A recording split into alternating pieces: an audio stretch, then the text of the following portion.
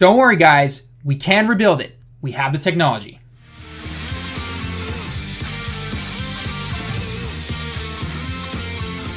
What's going on, everyone? Talon back here, and today we are going to cover the issue and discussion and everything that is Super Battle Road, okay? We're going to talk about the goods, the bads, and what I personally think can be fixed or changed to make it more of an appealing game mode or event to a lot of other players. But I will not, ignore the fact that this is clearly made as kind of an end game thing, okay? I'm not going to dispute that. That is what this currently is. However, I think there are some things that can tone down a bit because there have been loyal players who have played this for quite a long time. And I think that with some of these changes, I think for the most part, a lot of people could be happy. You're still going to get some people who are going to diss on it and hate it no matter what because they're not getting thousands of free stones and everything like that. So I'm going to look at this from a very logical standpoint. I hope you guys can, if you guys don't disagree with me, that's totally fine. We can have a constructive criticism talk in the comments and everything. We have a mature adult conversation. I believe most of us can. If you can't, then I guess this isn't the video for you then. So anyway, let's go ahead and take a look at what the goods are real quick, okay? So in terms of what is good in this event that I personally like, some people might disagree, I do like the fact that there is a challenge, okay? Having to really pick my teams, it allows, me using someone like a Super Saiyan 3 Vegeta, people that are using attack or using supers that lower attack and everything like that.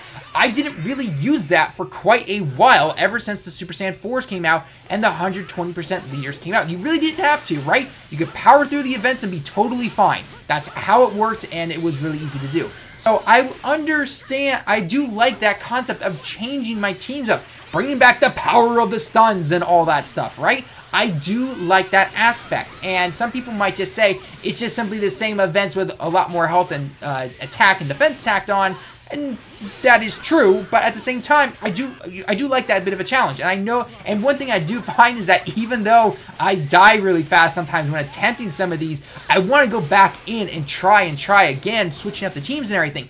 I like that aspect, and personally for me, I think that is a positive for this, okay? So, and another thing, obviously, is that, yes, it is an end game thing. It's for people who have stuck around with the game for quite a while, probably have pretty decent decks themselves, who have not re-rolled or anything, and are at a pretty high level, probably around the 300s, I would say, and they can go and attempt this, and they get some pretty cool prizes. They get an LR, they get some Grand Kais that can be used to up the essays of certain types and everything. That is really cool. I like that aspect. Did they perform at 100%? No, they easily tripped at the finish line for some of these things, okay? Obviously, some of the bad points. If you do not have all the 120% leaders, you have absolutely no chance of doing this just because of the amount of health you need to survive around sometimes. Because if you've noticed, and this is like attacking my rainbow guys sometimes, if you saw my video when I attempted this with my int team, right before any damage reduction, before any items used or anything, my guys rainbowed like Gogeta and Super Saiyan Blue Vegeta were getting hit for 30k. Yeah, wrap your head around that. I even then had times where I did my strength walkthrough of this and everything, and my Super Saiyan 3 Ape Goku was getting hit for like 50k sometimes, depending on who was hitting him. And I'm just going, wow, I cannot imagine if you brought my in-game tech team that I've used to pretty much beat every event up to this point except for this, where I have a max of like 220 health. That is it. So that is not much right there, and I'm just like, oh my god, what's gonna happen here? Because this is, yeah, again, and this again is something I will direct because I actually do have a couple of things I think could potentially change it and make it better. So yeah, and then obviously there are some other things that people are glaring at, the fact that if you don't again have certain cards, and maybe you can't take this on. And a lot of it does rely on RNG luck, unfortunately, because there are times where you will enter into the event itself, and your first opponent has four characters you have to beat. The next one's got 3, the next one's got 4, and then the last one only has 2. Whereas there are times where you will go 2, 2, 3, and then 4 for those boss fights. And so if you get luck with that, it's a lot easier to progress and not use as many items, whereas if you get 4 people straight off the bat, that can be pretty And I understand it though, because I understand, you know, wanting to switch up. You don't want the same characters being fought every single time. So I do like that aspect of changing it around, but I think they need to keep it to the fact of always make the first one 2, second one 2 or 3, third one 3 or 4, and then the last one have 4. Keep that, but then change the characters up. Sure, why not? I'm okay with that. I personally am. So again, guys, I understand where it's coming from, especially for a lot of people who maybe don't buy stones or don't have the greatest of decks. I understand that. However, I will say one thing before I get into my changes and everything. If you are new to this game, obviously, this is not for you. I hate to be blunt. This is not for you. You need to take some time, go into the events, you know, build up your teams and everything, and then come back to this, okay? But I do know that a lot of people, they are easily above the level 300. They got really good cards and everything. And this is really hard. Some people can't beat it, and it even takes us a lot of time to do it. And so, you know, it's pretty crazy. So, how can we change this? How can we make this a little better? We have the technology, right? Well, technically, Bandai and Akatsuki do, but you get the idea. Anyway, so my first thought was, okay, so let's say you are really high level, okay? You're maybe, say, 360, but you've had the really bad luck when it comes to pulling some of these 120% leads. I don't even have some of the 120% leads. Granted, I did skip Brawly and everything, and hopefully eventually I'll get him, but as of right now, where it stands, I cannot do the Super Int stage where I have to use my Extreme Tech team. For one, even if I bring a Brawly friend and I bring all of my Extreme Tech guys, the max health I have is like 230k.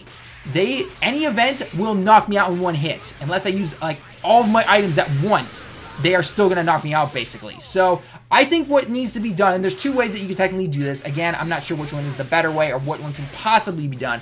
But I personally think that based on the leader that you set, the one that you set, or based on the friend that you bring, give us 3 friends. Give us the 70% lead, give us the LR, so the 90%, and give us the 120% lead.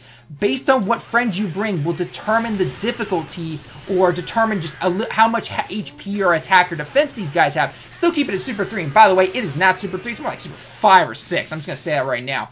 But base it on that so that maybe if you don't have those leaders and you're obviously going to be lacking that HP, then still make it a challenge. I have no problem with that. Make it a challenge. Make us work for it and everything. But bring it down a little bit. Make it doable at least. You know, if people are struggling with half rainbow teams and even LRs on their teams and everything, I think you dialed it up just a little bit too much. So that's my first fix, is make it so that we can pick the 3 different percent leaders, 70, 90, and 120.